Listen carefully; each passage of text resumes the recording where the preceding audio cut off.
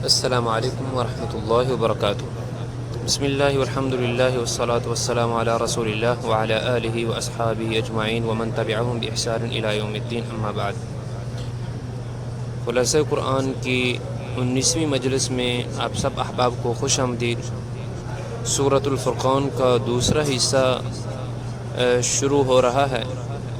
اس میں قیامت کے حوال کا تذکرہ، اور جب شروع ہوا تو وقال الذین لا یرجون لقاءنا لولا انزل علینا الملائکۃ اولا ربنا، کفار نے یہ مطالبہ کیا کہ اللہ تعالی ہم پر نازل کیوں نہیں کرتا، فرشتے نازل کیوں نہیں کرتا، یا اسی طرح اللہ تعالیٰ کو ہم کیوں نہیں دیکھ رہے۔ تو یہ تذکرہ اور اس کے بعد پھر قیامت کا حوال دے کر اللہ تعالیٰ نے ان کو ڈرایا۔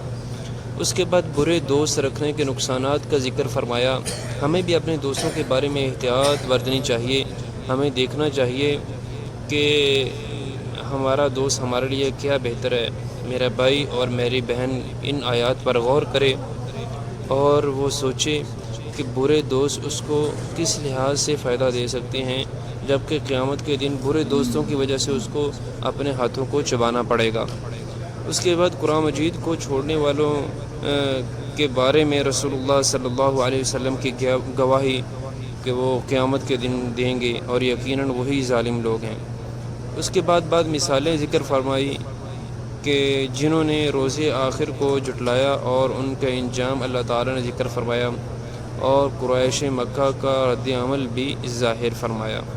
اس کے بعد جس طرح مکی صورتوں کا طریقہ ہے کہ توحید ربوبیت کے اقرار کے بعد توحید الوہیت کا تذکرہ تاکہ ان پر حجت قائم کی جائے، ویسے ہی اللہ تعالیٰ نے اس صورت میں کیا، تاکہ ہم ان آیات پر غور کریں اور توحید الوہیت کے حوالے سے جس میں آج کل مسلمان کمزور ہیں ان کا ایمان زیادہ ہو۔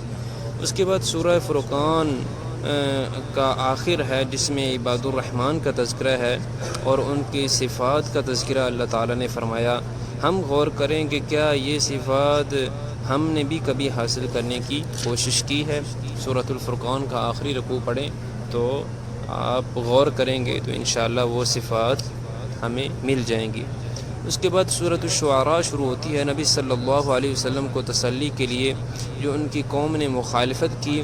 اللہ تعالیٰ کافی زیادہ قصے بیان فرمائے اس صورت میں تاکہ وہ سارے کے سارے رسول اللہ صلی اللہ علیہ وسلم کی تسلی کے لیے کافی ہوں اور ثابت قدمی ہو۔ ظاہری بات ہے قوم نے اتنی شدید مخالفت کی تو اللہ تعالیٰ نے انبیاء کا تذکرہ فرما کر یہ بتا دیا کہ اے میرے پیغمبر، آپ سے پہلے بھی جو قوم ہیں انہوں نے بھی اپنے پیغمبروں کے ساتھ ایسے ہی کیا۔ اگر موسیٰ علیہ السلام کا قصہ دیکھیں تو اللہ تعالیٰ پر توکل کی انتہا ہے کہ جب نکلے مصر سے تو آگے سمندر ہے، اور ساتھ والے بنی اسرائیلی کیا کہتے ہیں، اِنَّا لَمُدْرَكُونَ، اے موسیٰ اب تو ہم پکڑے گئے۔ تو رسول اللہ کے نبی موسیٰ علیہ السلام نے پورے یقین اور وثوق کے ساتھ کیا فرمایا، کلا، ہرگز نہیں، اِنَّ مَعِیَ رَبِّی سَیَہْدِین، میرا رب میرے ساتھ ہے اور وہ مجھے ہدایت، مجھے ابھی رستہ لازمی دے گا۔ تو کیا ہم بھی اس طرح کا یقین پیدا کرتے ہیں اللہ تعالیٰ کے ساتھ؟ اس کے بعد ابراہیم علیہ السلام کے قصے میں خاص طور پر جو دعا کی طرف ہدایت ہے وہ یہ ہے کہ خاص طور پر اللہ تعالیٰ کے ابراہیم علیہ السلام نے فرمایا، وَلَا تُخْزِنِي يَوْمَ يُبْعَثُونَ، کہ یا اللہ قیامت کے دن جب دوبارہ اٹھیں گے مجھے اس وقت ذلیل نہ کرنا، رسوا نہ کرنا۔ یوم لا ينفع مال ولا بنون، کہ اس دن نہ تو مال کام آئے گا اور نہ ہی اولاد کام آئے گی، الا من اتى اللہ بقلب سلیم، جو کوئی قلب سلیم لے کے آئے گا وہی کام ہے۔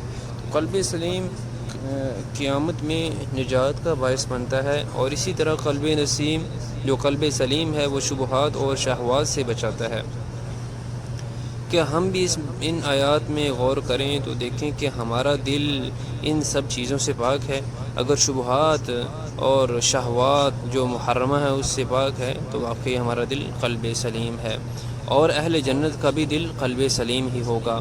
اللہ تعالیٰ سے دعا ہے مجھے اور آپ کو اہل جنت میں سے بنائے۔ نوح علیہ السلام کا قصہ، اور قوم نے رجم کرنے کا حکم دیا۔ جب دعوت پر نکلے تو قوم نے رجم کرنے کا حکم دیا، اور نوح علیہ السلام نے اس کے باوجود بھی صبر کیا۔ آج ہم ہیں کہ ہمیں کوئی دعوت کے میدان میں ایک کلمہ بھی کہہ دے تو ہم سے برداشت نہیں ہوتا۔ ہود علیہ السلام نعمتیں اور شکر اور اللہ تعالیٰ کا تذکرہ انہوں نے خاص طور پر اپنی قوم کو فرمایا۔ اس کے بعد صالح علیہ السلام کا تذکرہ ان کی قوم کا، انہوں نے جو بہت بڑا ایک خطیر جو چیز ہے معاشرے کا بہت بڑا نقصان فضول خرچی کے حوالے سے انہوں نے تذکرہ کیا کہ فضول خرچی سے بچو اور باز آ جاؤ، لیکن وہ بھی نہ منی اور وہ بھی عذاب کی مستحق ٹھہری۔ لوط علیہ السلام جو کہ خبیث فعل کی وجہ سے قوم مشہور تھی، کہنے کے باوجود وہ نہ باز آئی، تو لوط علیہ السلام اور ان کے جو اہل تھا اللہ تعالیٰ نے ان کو بچا لیا، اور جو نہ بچنے والے تھے ان میں ان کی بیوی بھی شامل تھی۔ آج ہم بھی دیکھیں میرے بھائی، عبادت ہم کس طرح کرتے ہیں، عبادت کا حق کس طرح ہے۔ تو جو رسول اللہ صلی اللہ علیہ وسلم کے طریقے کے مطابق ہمیں عبادت کرنی چاہیے۔ اس کے بعد شعیب علیہ السلام کا تذکرہ ہے۔ تو شعیب علیہ السلام کی جو قوم تھی ناپ تول میں کمی کرتی تھی اور ڈاکہ ڈالنا، رستے جو ہے نا وہ کور کرنا، یہ ان کا یہ ان کا حال تھا۔ تو اس کے بعد اس کا جو انجام تھا وہ اللہ تعالیٰ نے ذکر کیا۔ اس کے بعد اللہ تعالیٰ نے خاص طور پر عبادت کی کیفیت ذکر فرمائی کہ الذی یراک حین تقوم، کہ جب تم کھڑے ہوتے ہو اس وقت بھی اللہ تعالیٰ نے وتقلبک فی الساجدین، اور تمہارا سجدوں میں بدلنا وہ بھی اللہ تعالیٰ دیکھ رہا ہے۔ اس کے بعد سورۃ النمل شروع ہوتی ہے۔ تو بیان ہے کہ قرآن ہدایت اور بشارت ہے، لیکن اس کے لیے ضروری ہے کہ جو چند صفات ہیں اللہ تعالیٰ نے ذکر کی ہیں وہ پائی جائیں۔ جن لوگوں میں یہ صفات ہیں ان کے لیے واقعہ قرآن مجید ہدایت بھی ہے اور بشارت بھی ہے۔ پھر موسیٰ علیہ السلام کا فرعون کے ساتھ جو قصہ ہے وہ ذکر فرمایا۔ اس میں فرعون کا کبر اور ظلم اور اس کا انجاب بھی ذکر فرمایا۔ اس کے بعد داؤد علیہ السلام اور سلیمان علیہ السلام، اللہ تعالیٰ نے سلیمان علیہ السلام کو داؤد علیہ السلام سے بھی بیٹا ہونے کے باوجود زیادہ مقام دیا اور قوت فیصلہ بھی زیادہ عطا کیا۔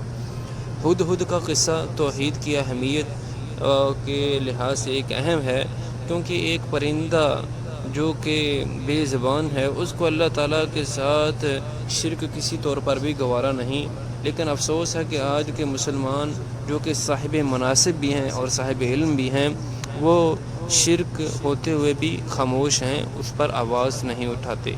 سلیمان علیہ السلام کی سلطنت اور ملکہ سبا کا توبہ کرنا، اس کے بعد کچھ قوموں کا تذکرہ اللہ تعالیٰ نے فرمایا جو کہ گزر چکی ہیں اور ان کے واقعات بھی گزر چکے ہیں۔ یہ تھا آج کا اس پارے کے حوالے سے کچھ ہدایات جو میں نے آپ کے سامنے ذکر کی۔ اللہ تعالیٰ مجھے اور آپ کو قرآن مجید کی جو جملہ ہدایات ہیں ان کو لینے اور اس پر عمل کی توفیق عطا فرمائے، ہمارے سینوں کو قرآن مجید کے نور سے منور فرما دے تاکہ ہم دنیا اور آخرت میں سرخرو ہو سکیں۔ سبحان ربک رب العزت عما یصفون وسلام علی المرسلین والحمد للہ رب العالمین۔ السلام علیکم ورحمۃ اللہ وبرکاتہ۔